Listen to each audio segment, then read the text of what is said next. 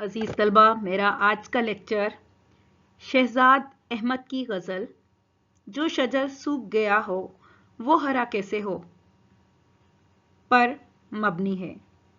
یاد رہے یہ غزل کے مطلع کا مصرع اول ہے۔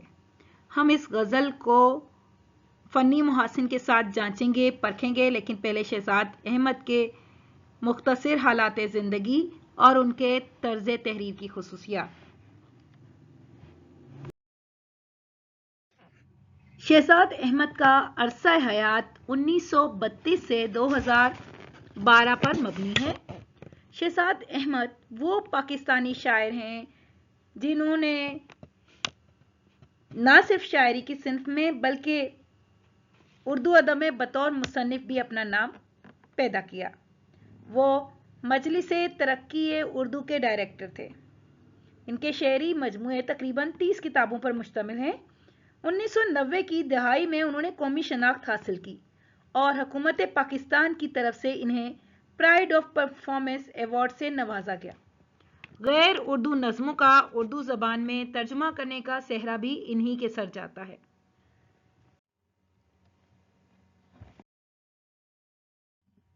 اب ان کی شاعری کی اہم خصوصیات۔ دور جدید کے نامور شعراء میں سے ایک شہزاد احمد، جو جدید رجحانات کے ساتھ اردو غزل میں بہترین اضافے کرنے کا باعث بنے۔ انہوں نے اپنے جذبات کے اظہار کے لیے نئے امکانات تلاش کیے۔ ان کی غزل دور جدید کے رجحانات کی ترجمان ہے۔ جدید طرز فکر کی خوبی انہیں ہم عصر شعراء میں ممتاز مقام عطا کرتی ہے۔ سادگی اور پرکاری ان کی شاعری کی ایک اور اہم خوبی ہے۔ سادہ اور عام فہم الفاظ کے استعمال نے ان کی شاعری کو سہل ممتنع کی خوبی سے ممیز کر دیا ہے۔ غزل کے قدیم اور جدید رجحانات کے برعکس شہزاد احمد انسانی نفسیات پر بھی گہری نظر رکھتے ہیں۔ دور جدید کے انسان کو جن سماجی، معاشی اور روحانی چیلنجز کا سامنا ہے، اس کی ترجمانی شہزاد کی شاعری کا خاصہ ہے۔ تنوع اور جدت پسندی شہزاد احمد کی شاعری کی پہچان ہے۔ موضوعات کی انفرادیت اور خیالات کی جدت نے ان کی شاعری کو قبولیت عام عطا کی۔ اور اب ان کی غزل کا پہلا شعر: جو شجر سوکھ گیا ہو وہ ہرا کیسے ہو، میں پیمبر تو نہیں میرا کہا کیسے ہو۔ علم بیان کی خوبی استعارہ اور علم بدیع کی صنعت تلمی یہاں نمایاں ہے۔ تلمی کے لیے پیمبر کا لفظ کہہ دیا گیا کیونکہ پیمبر کے منہ سے نکلی ہوئی بات اللہ تعالیٰ کے حکم کا حکم ربی کا درجہ رکھتی ہے۔ شاعر یہاں سماجی اصلاح کی بات کر رہے ہیں۔ ان کا کہنا ہے کہ کسی درخت کی جڑیں کھوکھلی ہو جائیں، سوکھ جائیں تو وہ درخت مردہ ہو جاتا ہے، اس کا دوبارہ ہرا ہونا ممکن نہیں۔ بالکل اسی طرح اگر سماجی اور اخلاقی اقدار کی اصلاح کرنے کی کوشش کی جائے تو مجھے مصائب و مشکلات کا سامنا کرنا پڑے گا۔ جب بنیادیں ہی کھوکھلی ہو چکی ہوں تو بحیثیت مصلح مجھے کہاں پذیرائی ملے گی؟ یہاں تو پیغمبران کرام کو بھی مصائب کا سامنا کرنا پڑا۔ میں تو ایک معمولی انسان ہوں تو میری کہی بات کو اہمیت کہاں ملے گی؟ شاعر معاشرے کی بے حسی پر بے بسی کا اظہار کرتے ہوئے صبر اور قربانی کا درس دے رہے ہیں۔ غزل کا دوسرا شعر: دل کے ہر ذرے پر ہے نقش محبت اس کی، نور آنکھوں کا ہے آنکھوں سے جدا کیسے ہو۔ علم بیان کی خوبی مجاز مرسل اور علم بدیع کی صنعت مراعات النظیر اس شعر میں واضح دکھائی دیتی ہے۔ شاعر جذبہ محبت کی حقیقت بیان کر رہے ہیں کہ میرا دل اللہ رب العزت کی محبت سے سرشار ہے۔ دل کے ہر ذرے پر الہ العالمین کی محبت کا عکس موجود ہے۔ بالکل اسی طرح جیسے آنکھوں سے نور کو جدا نہیں کیا جا سکتا، ویسے ہی اس جذبہ محبت کو میرے دل سے نہیں نکالا جا سکتا۔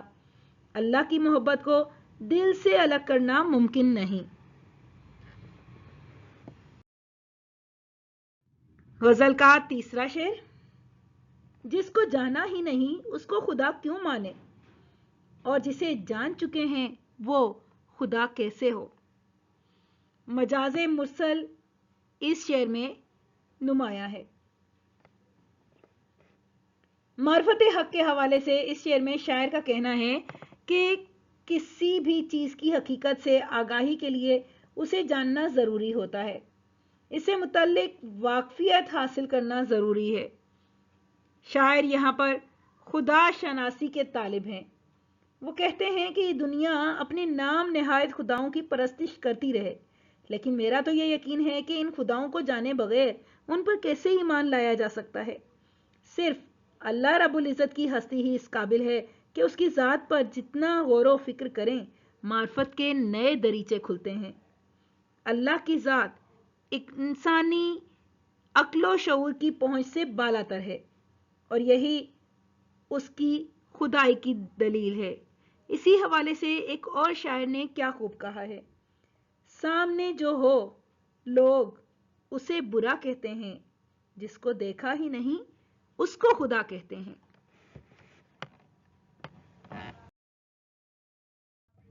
غزل کا اگلا شعر۔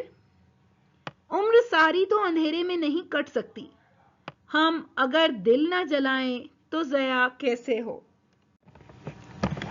شعر میں مجاز مرسل کی خوبی نمایاں ہے۔ صنعت تضاد اندھیرے اور ضیاء یعنی روشنی کی صورت میں نظر آتی ہے۔ اس شعر میں ان الفاظ سے مانوی حسن پیدا کیا گیا ہے۔ شاعر کا کہنا ہے کہ معاشرے کی اصلاح کے لیے ضروری ہے کہ رہبری کا فریضہ انجام دینے والے قربانی کا جذبہ بھی رکھتے ہوں۔ سماجی اور اخلاقی برائیوں کے خاتمے کے ذریعے ہی ہم ایک پرامن اور ترقی یافتہ قوم بن سکتے ہیں، اور اس کے لیے اہل نظر کو اپنے حصے کی قربانی دینا ہوگی۔ یہاں شاعر معاشرتی اصلاح کی بات کرتے ہیں کہ اگر رہبر جذبہ قربانی سے سرشار ہوں گے تبھی ہم کامیابی حاصل کر سکیں گے۔ ہمیں اپنے خون جگر سے اپنے ملک کے اندھیروں کو ختم کرنے کے لیے شمع روشن کرنا ہوگی۔ بقول احمد ندیم قاسمی: زندگی شمع کی مانند جلاتا ہوں ندیم، بجھ تو جاؤں گا مگر صبح تو کر جاؤں گا۔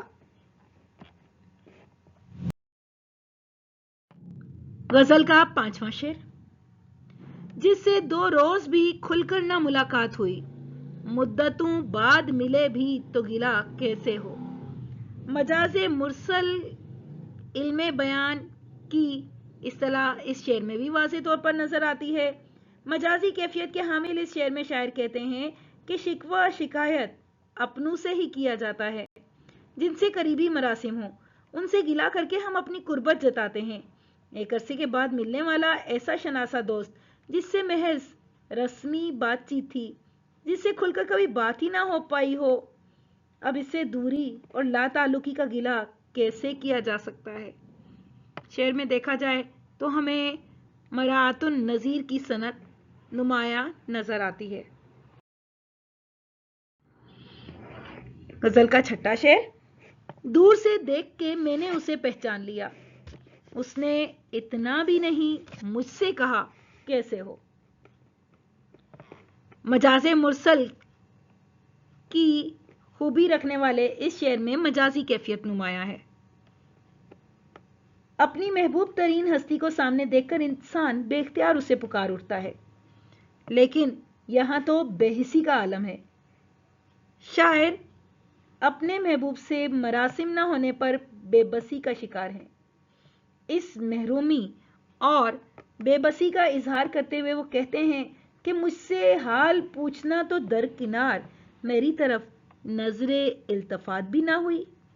بقول شاعر: میرے پاس سے گزر کر میرا حال تک نہ پوچھا، میں یہ کیسے مان جاؤں کہ وہ دور جا کے روئے۔ غزل کا 7واں شعر۔ وہ بھی ایک دور تھا کہ میں نے تجھے چاہا تھا، دل کا دروازہ ہے ہر وقت کھلا کیسے ہو۔ مجاز مرسل کی کیفیت اس شعر میں بھی نمایاں ہے، اور بات ہو رہی ہے دل کے دروازے کی، اس کے کھلنے کی۔ ظاہر سی بات ہے دل میں دروازہ بھی نہیں ہوتا اور یہ دروازہ کھلتا بھی نہیں ہے، تو یہاں حسن تعلیل کی صنعت نمایاں ہے۔ شہزاد احمد کی شاعری میں نفسیات کی بھرپور ترجمانی ملتی ہے۔ اس شعر میں بھی شاعر انسان کی دلی کیفیات اور جذبات بیان کر رہا ہے۔ پہ در پہ آزمائشیں اور حالات انسان کے جذبات میں تغیر پذیری کا باعث بنتے ہیں۔